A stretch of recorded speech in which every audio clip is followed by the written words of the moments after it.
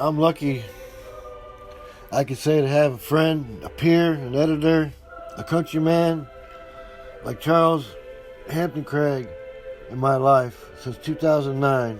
And I recall it was May of 2009, and we first met on an online poetry website, originalpoetry.com, into which these poetry train stories began. And the music in the background is from Chicago's commercial FM radio station, WFMT, that plays classical music. So, it's Christmas music in the background, maybe. This is Charles Hampton Gragg, coming to you from the foothills of the Sierras. I'm a part-time poet and a proud member of Poetry E-Train. I do have a couple of books out there that are available. They can be found on lulu.com. Just go there. Do a search for Charles Hampton Gragg, G-R-A-G-G, or Poetry and Prose, and you should find the books. See you down the line on the poetry train. Thanks. This poetry book, a video for Charles Hampton Gragg, is for a lot of reasons. People who I spoke with face to face in my life, they know about him, and a lot of our mutual poetry friends like Standing Bear and so many others. This is about poetry, his books, his work, his life. So it goes on for a long time. I have all his books. He sent me most of these books here that I have in this video. I bought 2 of them from lulu.com, and they're really nice books, actually. I like lulu.com. I'm going to probably start publishing my other work with them for other reasons, just because I like CreateSpace.com better than what's going on now at Amazon. Anyway, I bought 2 of his books, and I placed them at the Oak Lawn Library in the used bookstore. So it's eye candy, and it's advertisement, I guess you could say, for his work, his name. A lot of people go in there every day to get books, used books, and they're pretty cheap. The prices right here, I guess. So it's eye candy, and now what's really great is Lulu.com owes Hampton some money, some royalty money, and he's loved. That means he has a fan out there. He's also a partner. Poetry Train America and Poetry Train Canada is copyrighted, and his name with me.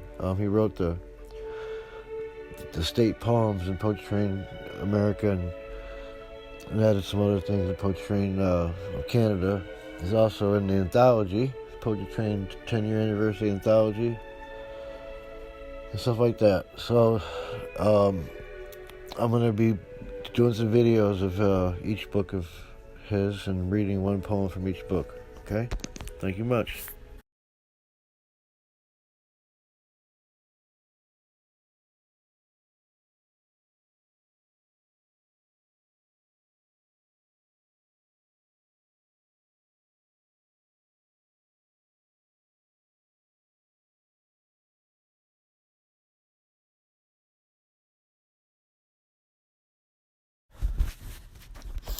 Politician's Poem by Charles Hampton Craig.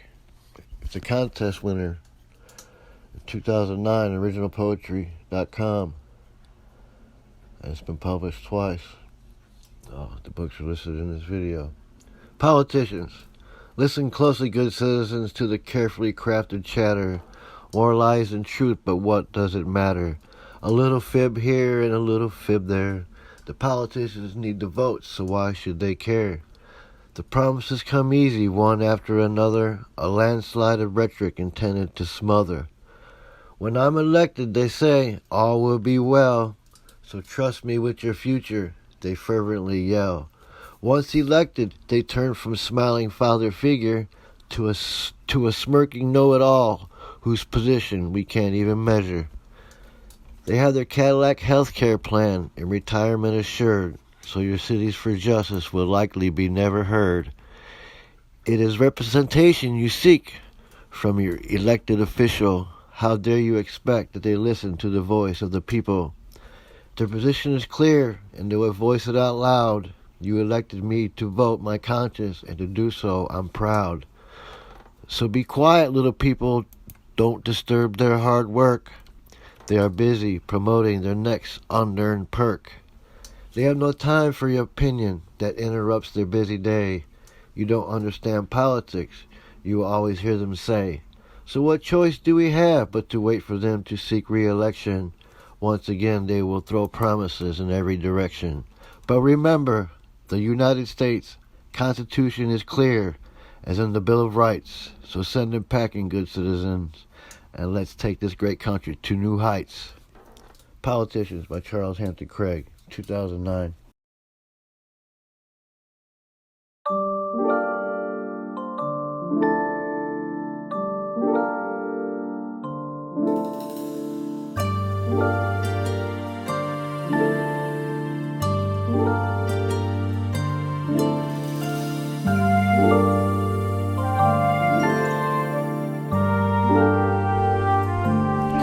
Mankind.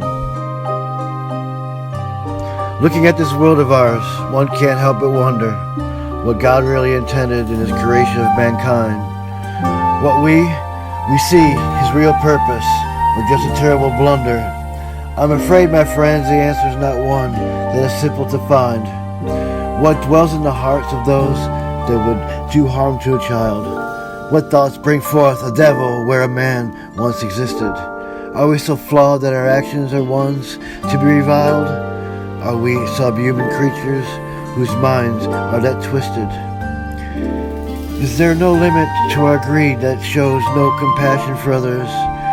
Do we believe deep inside that God set us apart? Must we use genocide to lay waste to our sisters and brothers? We must defile and destroy without a semblance of heart. In each human lies a seed that will flower into good or into evil. The final path to be taken depends on a great number of things. Are we taught love or hate? Are our mentors angels or devils? Do we have the capacity to care? Do we have the hope of what life brings? Is it the human destiny to continue to endure the evil spawned by the uncaring? Is there an answer hidden deep within the inadequacy of our ability to understand? How without God's intervention can we possibly cease the endless despair? Without help, can we ever eliminate the suffering at the evil one's deadly hand? If the hope be answered, then we must seek it in every corner of this earth. As we continue to cultivate the crop, we must ensure its growth and renewal. For without hope, we are doomed to fail, to fall prey to the vile hand of evil's perpetual rebirth. The power of love is the ultimate sword that will ensure that good will prevail.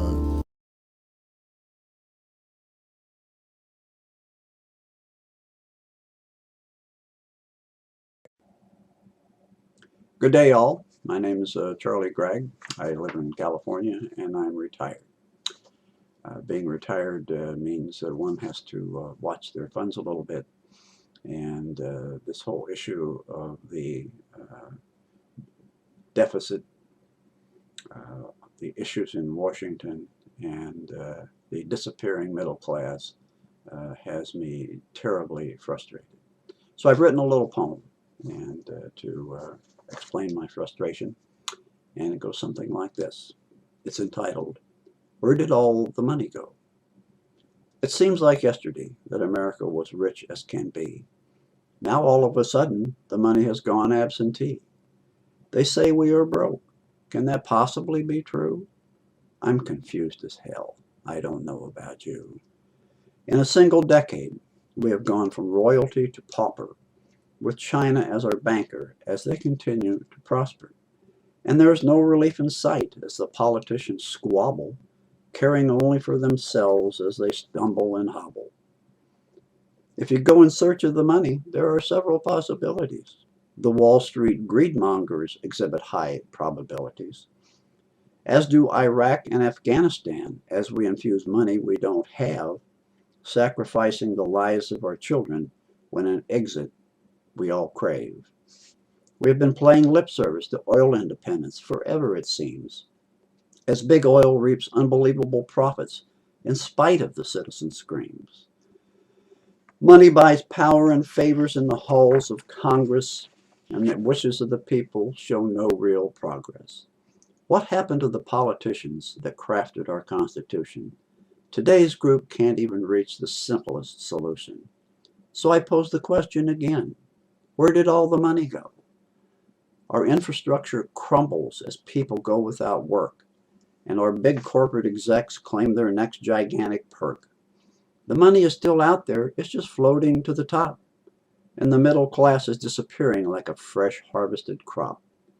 Yes, social programs have a sizable price tag and do stress our means, and there are a number of people who play the system, so it seems. But the majority of citizens are hard-working, honest folk, and they will work hard for their keep, and that is no joke. So when the powers that be are looking for places to save bucks, Social Security cuts will only throw people's retirement into flux. Really, should they pay the price for the money's disappearance while the bulging bank accounts of the wealthy escape any interference? So finally we ask once again, where did all the money go? A question worth pondering as we wander endlessly to and fro. Those that have died to preserve our country's future deserve an honest answer before this once great country sinks further into an inescapable sewer. Thank you.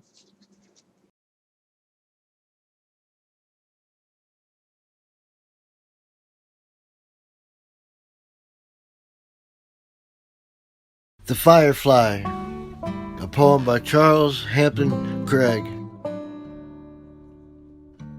As quiet as the falling snow, and as quick as a streaming ray of light, as bright as the moon's ghostly glow, the firefly does appear at night.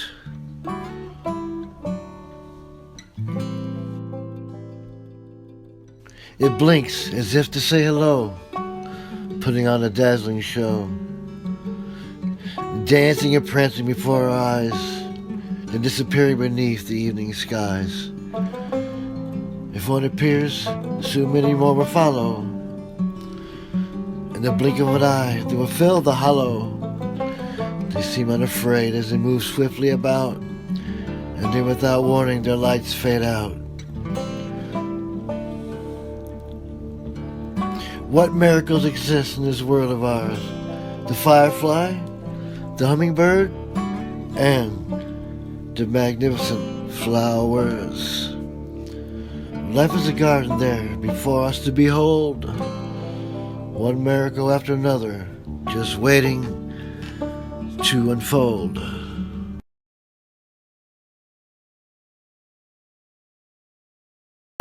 Forgotten Books by Charles Hampton Gragg. Somewhere out there is a library of forgotten books, millions of shelves lined with rights that got not even a second look. Novels and poem books written about subjects of all kinds, fiction, fantasy, and drama, life stories and lyrical rhymes. Some have beautiful covers adorned with artful scenes, others barren and dull with faded pictures of ancient kings and queens. Each filled with words of authors who labored night and day, their minds overflowing with visions of what they felt they must say.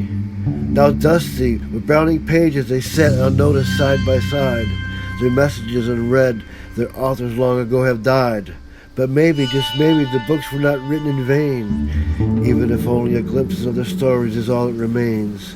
In this great cosmic expansion we call the universe, all that was written remains, every word and every thoughtful verse. Books like spirits, you know, once they've completed and bound, they will survive through the ages, whether they be modest or profound. So write on, all you mournful souls who feel you have a story to be told. Your words are preserved in time, even if not a single book is ever sold.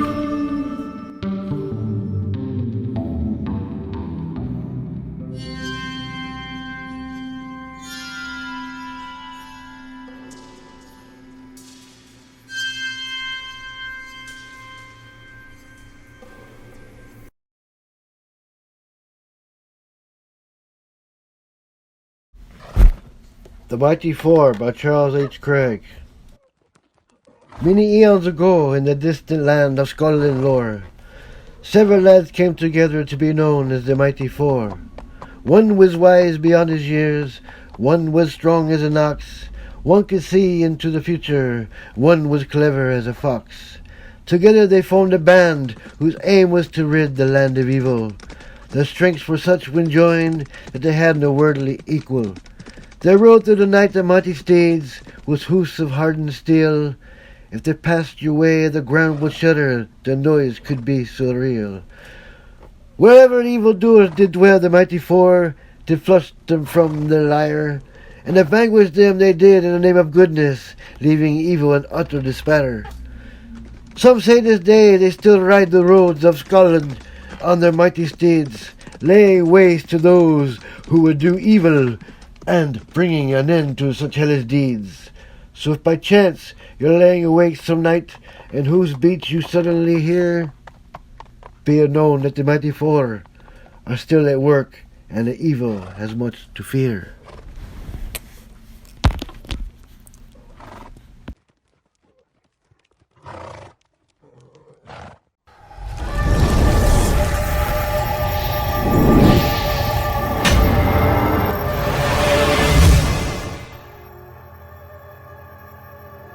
Ghostly Images by Charles Hampton Gragg.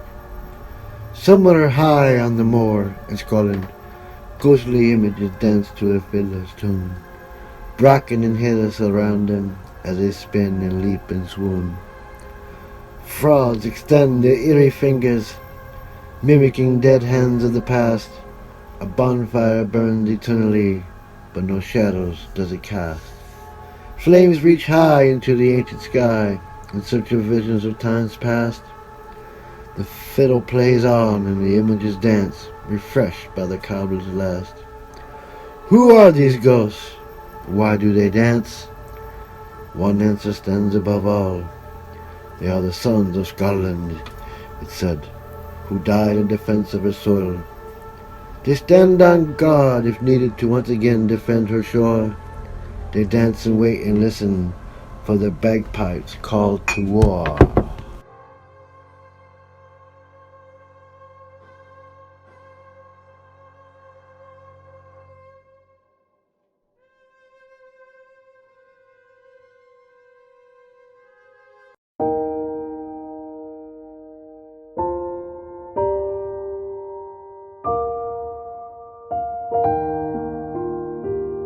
The End of Eternal Rest by Charles Hampton Gragg.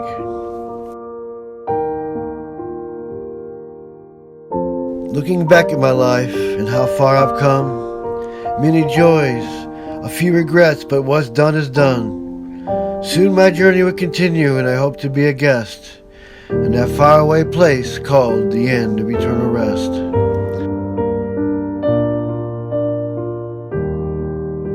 Sometimes this world of ours and its many woes create burdens so heavy that seem to grow and grow.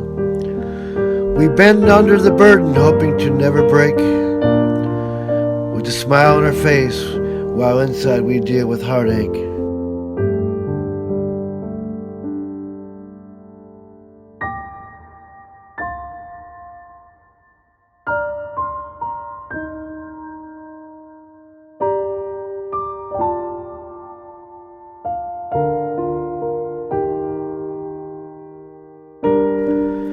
Memories flood my mind as my hands grow ever more idle, as I wait patiently for that final train's arrival. The train will carry me dressed in my Sunday best to that faraway place called the End of Eternal Rest.